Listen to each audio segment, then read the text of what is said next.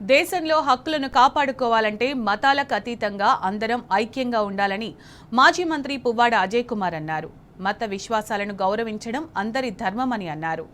పరమత సహనం ఎంతో అవసరమని, అది ప్రతి మతంలో ఉందన్నారు. తాను అల్లాను, వెంకటేశ్వర స్వామిని, యేసు ప్రభును పరిపూర్ణంగా నమ్ముతానని తెలిపారు. ఖమ్మం ప్రజల ఆశీర్వాదం వల్ల 2 సార్లు ఎమ్మెల్యేగా పనిచేసే అవకాశం ఇచ్చిందన్నారు.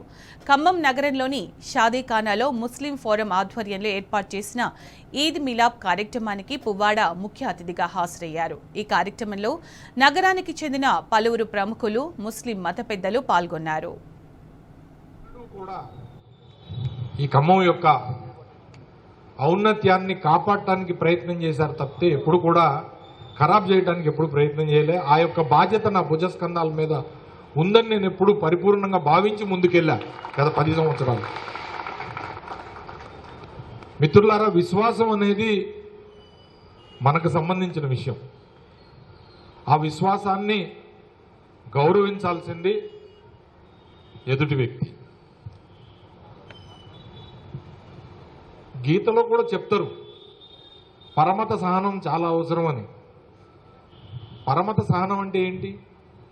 పరుల యొక్క మతాన్ని గౌరవించి సహనంతో మెలగటం అనేది అది హిందూ ధర్మంలో ఉంది, ఇస్లాం ధర్మంలో ఉంది, క్రైస్తవ ధర్మంలో కూడా ఉంది.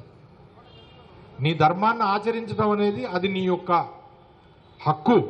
ఇలాంటి పరిస్థితుల్లో ఒక సెక్యులర్ వాదిగా ప్రతి ఒక్కళ్ళు ఆలోచించాల్సింది, మన దేశంలో ఉన్న ప్రతి ఒక్క పౌరుడి యొక్క రాజ్యాంగ హక్కు కాపాడబడాలి.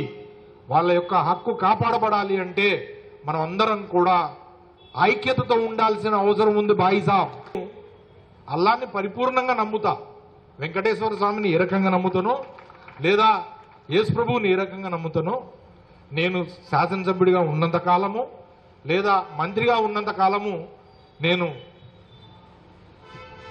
ఈదుల్ ఫితర్ని లేదా బక్రీద్నే కాదు, మా సుధాకర్ అన్న గారు మరి క్రిస్మస్కి పిలిస్తే నేను వెళ్ళి మోకాళ్ళ మీద నిలబడి ప్రార్థన చేశా.